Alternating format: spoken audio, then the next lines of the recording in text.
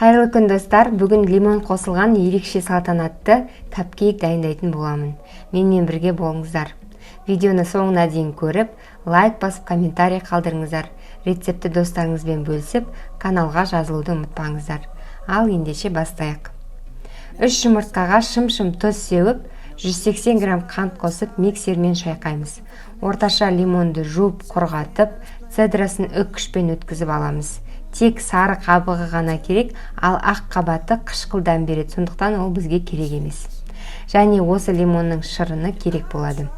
Енді жұмыртқалы массамызға жылы, 150 грамм айран, 100 грамм өсімдік майы, 1 лимон цедрасы мен шырынын қосып, ингредиенттеріміз өзара жақсы араласқанша шайқаймыз. 300 грамм ұн, 1 шай қасық қопсытқыш, ас содасын бірге араластырып алып, сұйық массамызға қосып, жақсылап араластырамыз.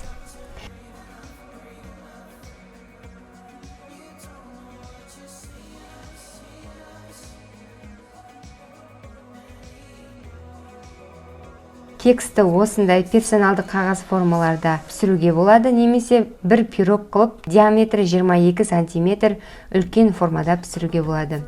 Пешті алдын ала 180 градусқа қыздырып аламыз. Персоналды капкейк ретінде пісіретін болсаңыз 20-25 минут, ал егер үлкен формада пирог ретінде пісіретін болсаңыз 40-45 минут пісіріп аламыз. Ал енді тәтті салмамызды әзірлеуге кірісейік. 200 грамм жидекті кастрөлге салып, 2 ас қасық қант салып, орташа отта қантымыз ерігенше бұқтырамыз. Бөлек ыдыста суық суға крахмалды араластырып аламыз.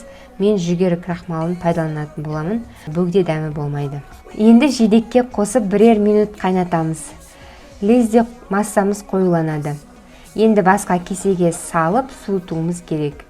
Беті кеуіп қабыршақтанып қалмас үшін целлофан қалтамен контакт жауып, тоңазытқышқа суытуға саламын. Кекстерімде пісті мінекей. Крем үшін маған 200 грамм суық кілегей керек болады.